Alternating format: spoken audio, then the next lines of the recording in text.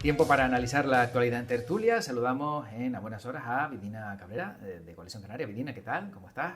Hola, muy buenos días. Encantado Pues de mira, saludarte. fantástico, maravillosa.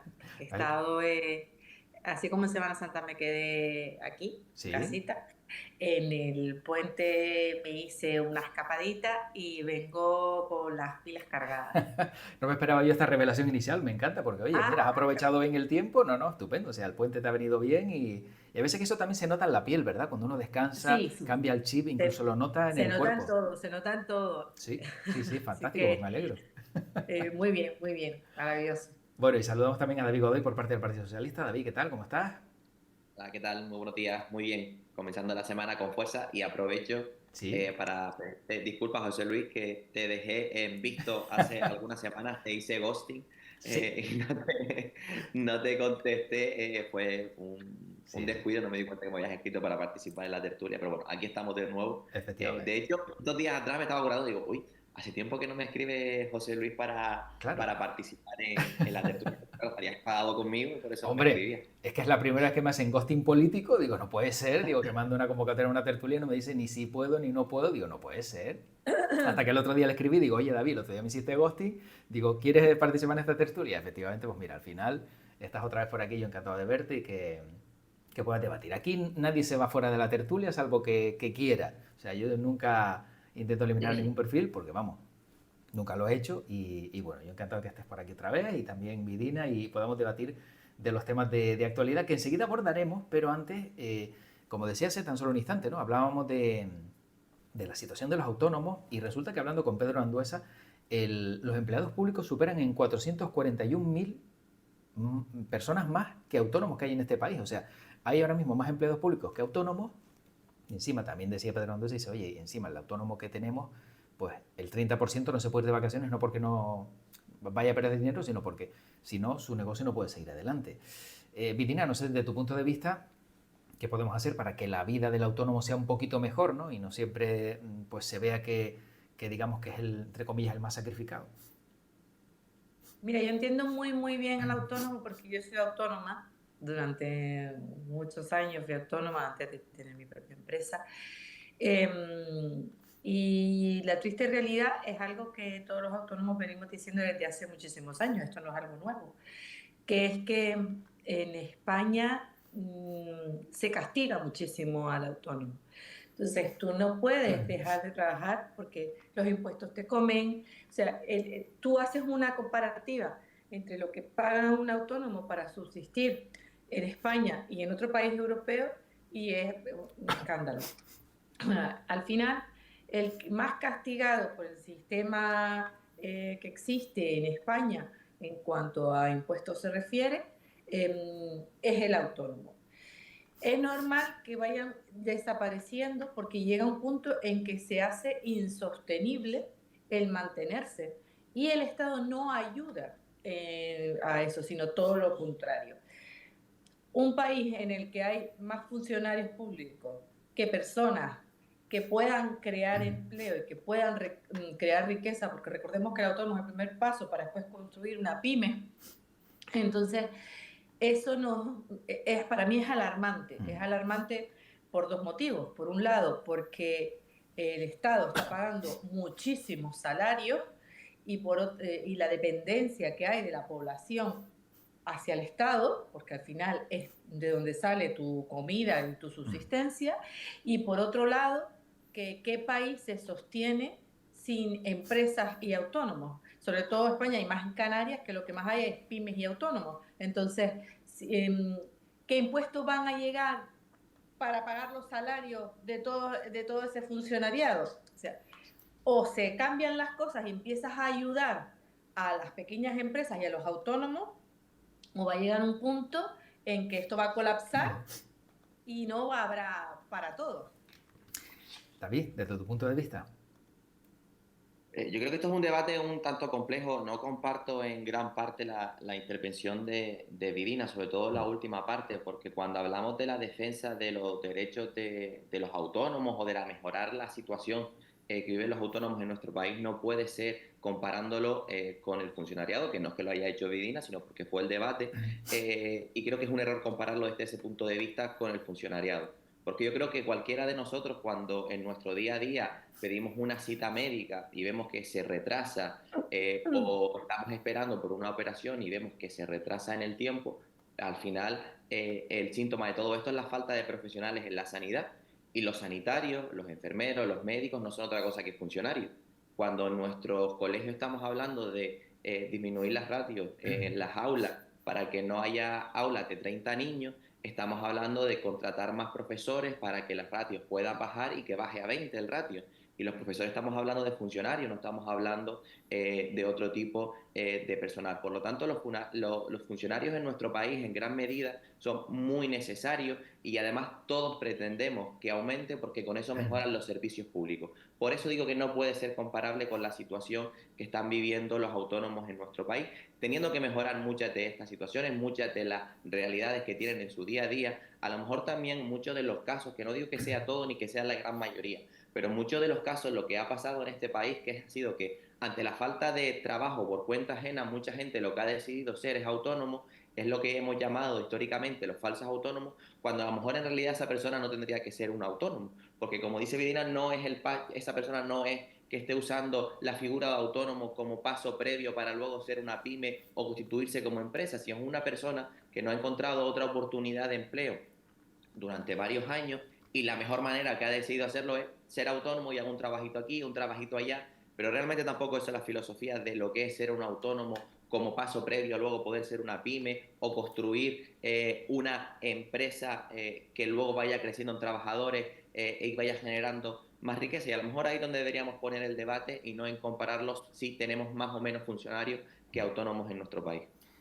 Bueno, no sé si queréis hacer una segunda reflexión muy breve también, Medina, luego David cerramos también este asunto o pasamos al siguiente. Lo digo más que nada sobre todo para Sí, ver, sí, yo sobre todo de solamente cara al futuro. por aclarar un par de puntos. Independientemente de que es necesario los médicos, los maestros y demás, que eso sobra decir, los policías, bomberos, todos estos cuerpos que nos facilitan la vida y nos ayudan y que son tremendamente necesarios para una sociedad pues que tenga cierto nivel, o sea, para mantener nuestro nivel de vida, que a nivel sanitario, por supuesto.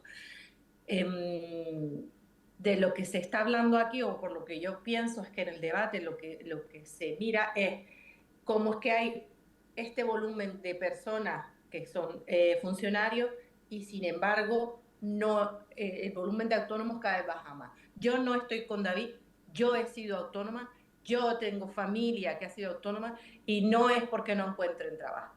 La mayor parte de la gente no es porque no encuentre trabajo, es porque quiere o tiene una vocación y quiere realizar pues, el servicio que quiera realizar y que es necesario. Pero un país que demoniza los autónomos y las pymes no va bien. Eso es independiente del número de funcionarios que hagan falta. Que para dar servicios hará falta un número de funcionarios. No estamos diciendo que tengan que ser menos. Lo que estamos diciendo es que sí, baja el número de autónomos. Si no proteges y ayudas a autónomos y pymes, sobre todo en España y más en Canarias, para que puedan seguir generando el dinero necesario para mantener la estructura, difícilmente vas a poder contratar ni más médicos, ni más profesores, ni más policías, ni más bomberos. Entonces, es un sistema un poco perverso y hay que vivirlo desde dentro para conocerlo bien. David, para cerrar este asunto. Para nada dije, de hecho, cuando usé mi comentario dije que para nada era, ni quería que fuese la mayoría, ni la realidad del sector de que un autónomo era un falso trabajador, y lo usé, dije que en muchas personas se da esa situación, pero que para nada creo que sea representativo mayoritario del sector.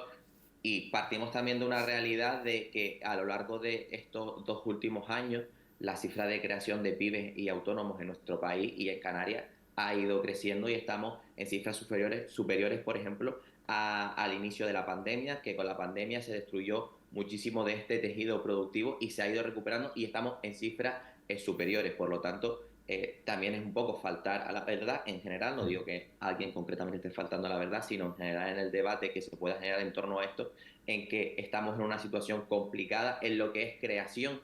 Luego hay que ver cómo sobreviven el día a día estos autónomos, pero la realidad es que en estos últimos 3 años, 4 post pandemia, la cifra de autónomos y pymes en nuestro país y en Canarias está superior a la que teníamos antes de la crisis del COVID. Y luego, como digo, entremos al debate de cuál es el día a día de estos autónomos, y cómo hacer que sea mejor y que sean más los que se atrevan, pero no lo comparemos con el funcionariado en general en nuestro país, que es necesario, que si hay 400.000 más, probablemente no es que haya muchos funcionariados, sino que tengamos que seguir teniendo mucho más, pero no a costa tampoco de los autónomos, que por cierto, los funcionarios, yo no soy funcionario, pero ¿quién va a pagar o sostener los servicios públicos de este país? Los funcionarios pagan impuestos, los funcionarios pagan su IRPF, los funcionarios también pagan su IVA o su IGI cuando realizan compras, que no es que las cuotas de autónomo sean la gran base impositiva que mantenga el estado del bienestar en este país ni las estructuras, no. O sea, primero está el impuesto de la renta, el impuesto de sociedades, el IGI o el IVA en el caso de Península, y luego estarán si acaso las cuotas de autónomos. No es que las cuotas de autónomos sean lo gran representativo que sostiene el estado del bienestar en este país. Por lo tanto, también tengamos los debates en su justa medida a la hora de comparar una cosa con la otra. Y esto no le estoy quitando ningún tipo de importancia a los autónomos, ni les estoy quitando merecimiento de tener mayor cobertura social y laboral, que sin duda creo que deben tenerla. Bueno, en el caso, por ejemplo, lo digo por la parte que nos afecta a algunos, los trimestrales son lo que más duele a los autónomos, la cuota no, David, porque claro, un trimestral, y a lo mejor, por ejemplo, sectores como este, que eso es el 40% de lo que genera, pues digamos que a lo mejor ahí sí que hay un cierto desequilibrio a lo mejor con lo que puede a lo mejor pues percibir un funcionario o un empleado público. Pero bueno, el debate, dicen por aquí, precisamente dice Vainiquita en el chat de Twitch, dice, están las cuotas de autónomos y cada 3 meses el impuesto estatal y autonómico, efectivamente, que luego ya los trimestrales son lo que más duele, que luego dices, oye, pues ahí donde hay una sangría buena. Pero bueno, a todo esto, este tema lo abres tú, David, el siguiente, y es precisamente, les pediría intervenciones breves a cada uno para que dé tiempo a tocar todos los temas. La situación de los hosteleros de Canarias, ¿no? Sin demonizar al trabajador, lógicamente, los hosteleros aseguran que muchos están cerrando porque las bajas laborales les tienen al límite y no encuentran la manera de, primero, encontrar personal y segundo, pues mantener un negocio cuando las bajas laborales están siendo tan intensas, David. Mira, yo sinceramente, no por ti, José Luis, ni mucho menos, ni por este Sí. debate que lo hemos tenido, que es lógico porque es un tema de actualidad, pero yo me niego a debatir sobre si una baja laboral de un trabajador, sea de la hostelería, de la industria o del funcionariado, es justa o no. Porque en este momento que un sanitario accede a dar una baja sanitaria a un trabajador, esa baja está más que justificada. Luego podemos entrar a debatir si en un sector hay mayor número de bajas proporcional que en otro.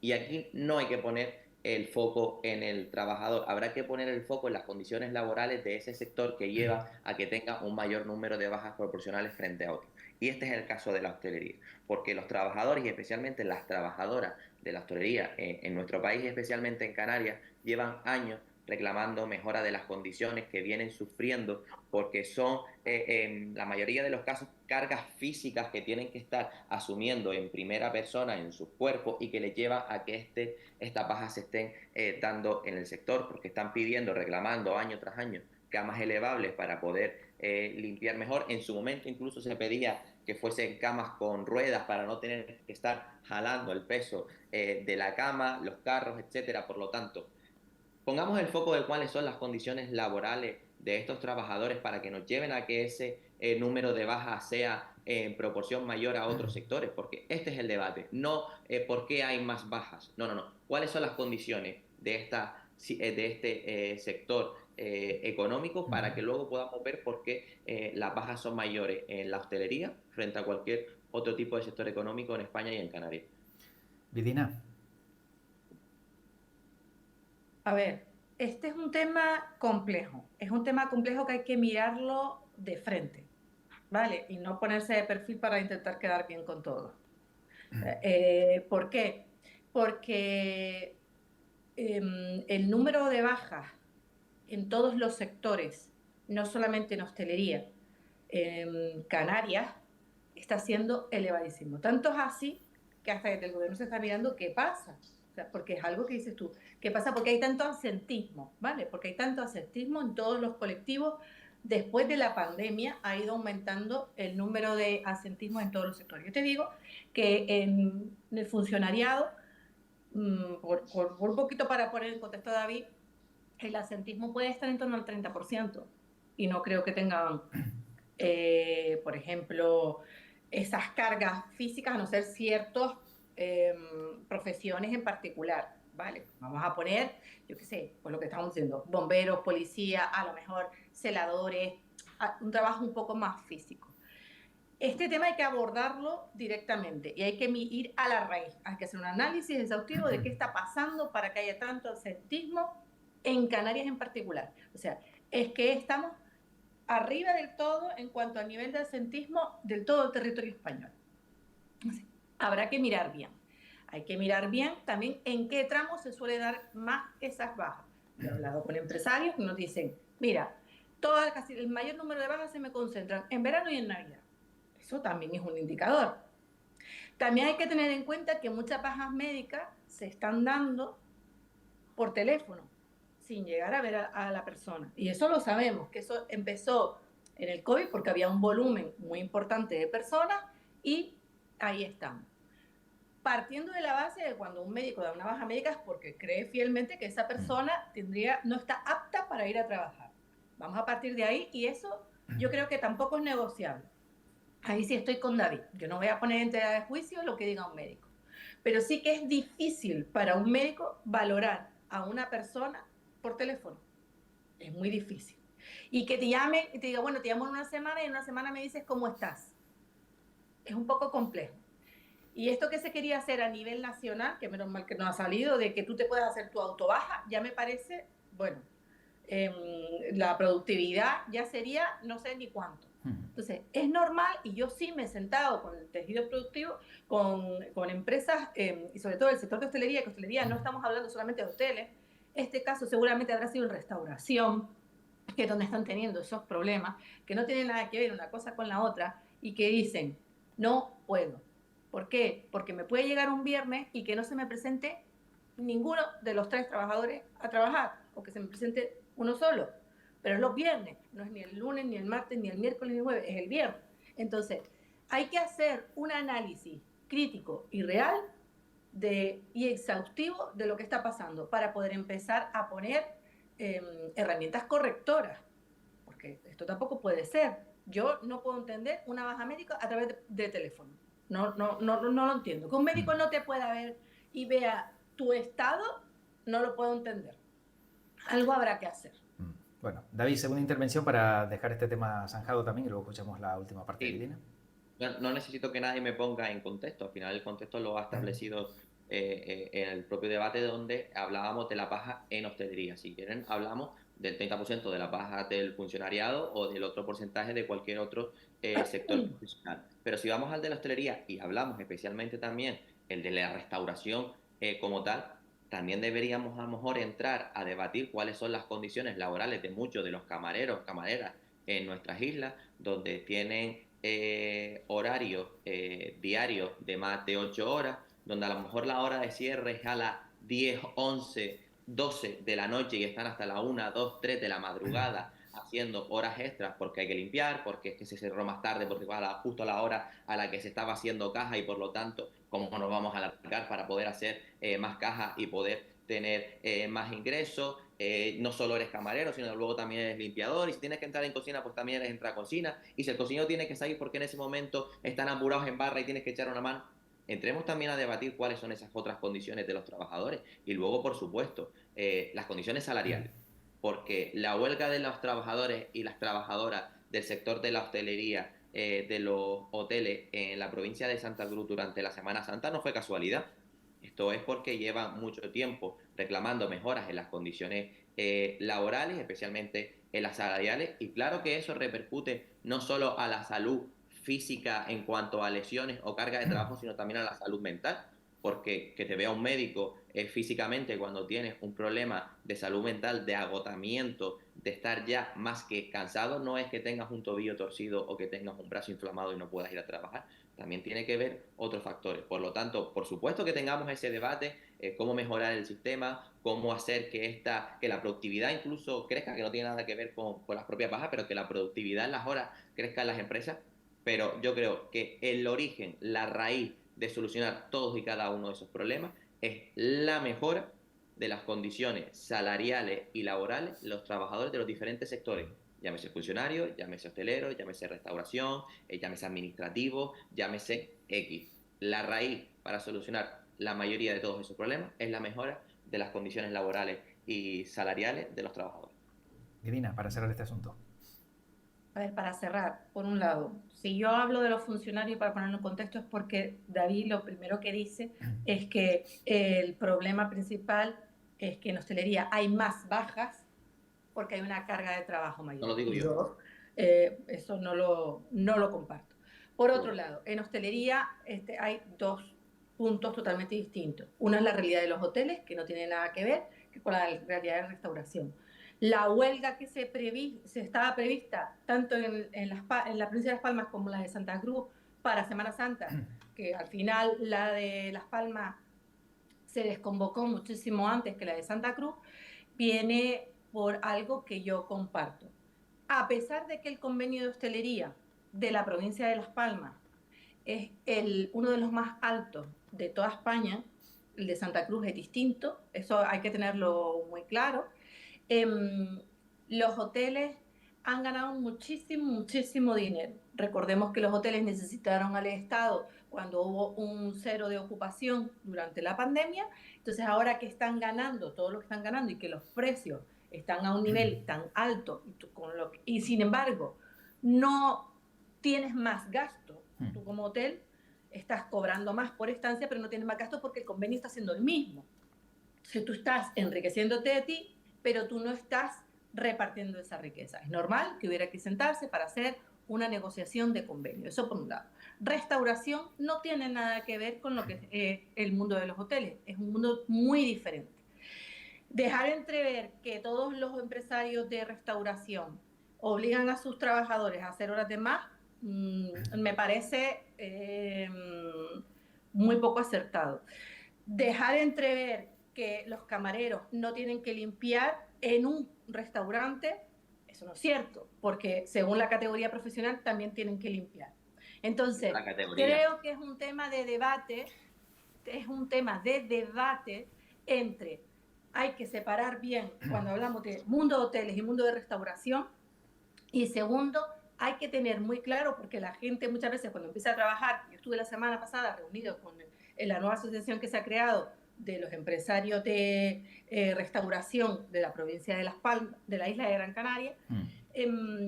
Hay mucha gente que entra a trabajar de camarero y piensa que es como en un camarero de hotel, que solamente tienes que hacer una serie de funciones. Y cuando tú entras de camarero en un restaurante, las funciones son otras. Y a lo mejor habría que empezar a explicar todo eso antes de que la persona empezara a trabajar. O sea, yo estoy totalmente en contra de que la gente haga horas extras porque sí, eso no me parece. Pero intentar demonizar a todo el sector no me parece correcto. Bueno. Sobre todo por el volumen de trabajo que conceden en nuestra isla. Bueno, sea como fuere, nos quedan tan solo 5 minutos muy rápidamente, David, porque es un tema también que no podemos dejar pasar. Se cumple una semana del gran apagón, poco sabemos del asunto.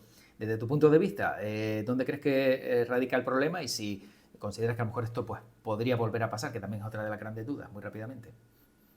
No soy experto en la materia, por lo tanto no voy a ponerme a aventurarte cuáles son las causas o los motivos. Eso se lo dejo a los tertulianos que ese mismo día y al día siguiente estaban hablando de muchas fábulas de cuáles eran las posibilidades y vemos cómo día tras día esas posibilidades se van quedando atrás y apuntan más, según lo que dicen los técnicos, a problemas técnicos en la propia red por motivos diversos que se están esclareciendo.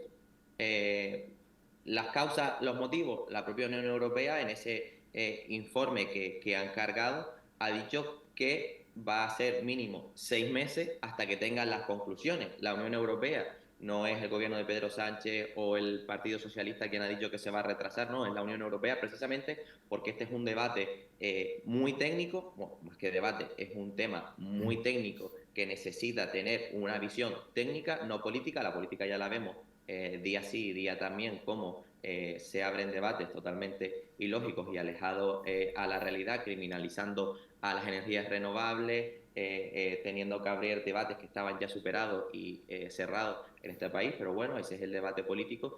Y luego, ¿puede volver a suceder o no? Hombre, España especialmente, y Canarias también lo hemos vivido en algún momento, ahí están los ejemplos de La Gomera y los ejemplos de Tenerife hace apenas 3 años con ese cero energético, y a España le pasa exactamente lo mismo, aunque en menor medida, hacer sistemas aislados son mucho más débiles. el continente europeo, el resto del continente europeo, al estar muy interconectado países con países, hace que cuando uno esté a punto de caer, el resto le dé soporte y tenga mayor capacidad de aguante. España es aislado en ese sentido. Y esto tiene sus pros y sus contras. La contra la hemos visto el lunes pasado, pero el pro lo hemos visto en estos últimos 3 años de guerra de Rusia con Ucrania, cómo hemos sido la zona de Europa con el precio de la luz más baja, precisamente por no tener esa alta dependencia del gas ruso, por no estar en ese sistema continental que nos ha permitido aislarnos de esos precios, aislarnos de ese mercado y tener un precio de la luz más baja. Esto, como todo en la vida, pros, contras, lo que tenemos que hacer es aprender de esta situación que yo creo que a nadie le interesaba y que nadie quería tener, para ver cómo mejorarla, cómo solucionar, y que no se vuelva a dar, porque se puede volver a dar en cualquier momento, sino que en el caso de que se dé la respuesta sea en el menor tiempo posible. Medina, también muy rápidamente para acabar. Yo voy a decir 5 puntos. O sea, uno, porque como has dicho brevedad, voy a ir a por frases cortas. Sí. Uno, días antes del apagón, distintas eléctricas habían avisado de comportamientos anómalos dentro de la red. No se hizo caso.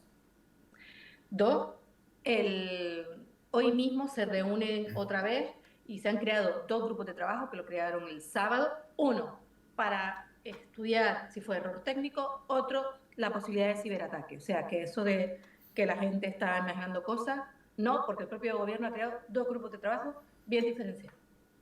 Tercero, los expertos en energía ya venían diciendo de hace tiempo que quitar la energía nuclear en España podía traer este tipo de situaciones. Sobre todo, ahora ha vuelto a salir todo esto, pero llevan años diciéndolo que quitar la energía nuclear iba a dar este tipo de escenario en el que no tienes con qué restablecer la energía de forma más rápida. Entonces nos hemos ido a la zona, que es el punto 4, nos hemos ido a la energía verde, de la que yo comparto, pero sin tener los sistemas preparados ante un posible apagón. O sea, hemos invertido muchísimo en energía verde, hemos quitado una sustitutoria y no tenemos, el sistema no está compensado como para que cuando se produzca algo de esto poder reaccionar. Y el quinto punto, que para mí también es importante, es que ya desde el 2022 en el Senado el señor Pedro Sánchez dijo que no iban a haber apagones, que esto no iba a pasar nunca, aunque quitaran las energías nucleares. Pues se ha visto que lo que le decían los expertos era la realidad. Y eso de que no estamos interconectados, España y Portugal han tenido lo mismo. El sur de Francia también. Y ha sido provocado desde el mismo punto. Francia se recuperó antes porque se tenía energía nuclear. Yo creo que en este debate lo que hay que es replantearse cómo vamos a hacer las cosas, seguir avanzando en la energía verde, pero sin dejar de lado un sistema alternativo por si pasa cualquier cosa. Ahora, los precios de la luz van a subir después de este apagón. Eso está clarísimo. Bueno, no nos da tiempo de analizar el resto de temas ni de profundizar en este asunto. Sin duda, la verdad que, bueno, intensa la tertulia. Me alegra que hayan debatido, como digo siempre, con Fair Play. Y para acabar, después del apagón, ¿alguno de los dos tiene el kit de supervivencia en casa? ¿Se lo ha montado después del susto del otro día o todavía está a la espera? Yo no lo tengo. Yo no lo tengo y no sé si no sé si lo voy a tener. Algo tendré que hacer porque yo dependo única y exclusivamente de la luz. Pero bueno, no diré nada por si acaso luego también se me vaya a sacar en un futuro de que dije no sé qué y era lo contrario. ¿Y tú, Idina? Mira, yo sinceramente no tengo, pero sí me da que pensar el decir, oye, puedo tener cosas preparadas porque esto puede pasar en cualquier momento y sí, sé que se restablecerá, si no es en unas horas, como máximo será en 1, 2 días, pero para sentir que tienes la seguridad de que si pasa algo, pues mira, pues puedes tirar de otras cosas y tu vida no parece que es un caos, ¿no? Pero de todas formas creo que a nivel nacional se vivió con bastante tranquilidad, ¿sabes? Que no hubo una histeria colectiva y eso es de felicitar hacia la ciudadanía. Sí, sin duda, la verdad que fue, vamos, ejemplar ese comportamiento y menos mal que reinó la tranquilidad, como dice, porque si no, sí habríamos hablado de asuntos más graves. Bueno, terminamos. Claro. Medina Cabrera de la Coalición Canaria, David Godoy del Partido Socialista. Gracias a los dos por este buen ratito. Cuídense mucho y bueno, vayan guardando cositas por si nos hace falta de cara al futuro. Bueno, buena semana, ¿eh? Igualmente. Hasta pronto. Chao.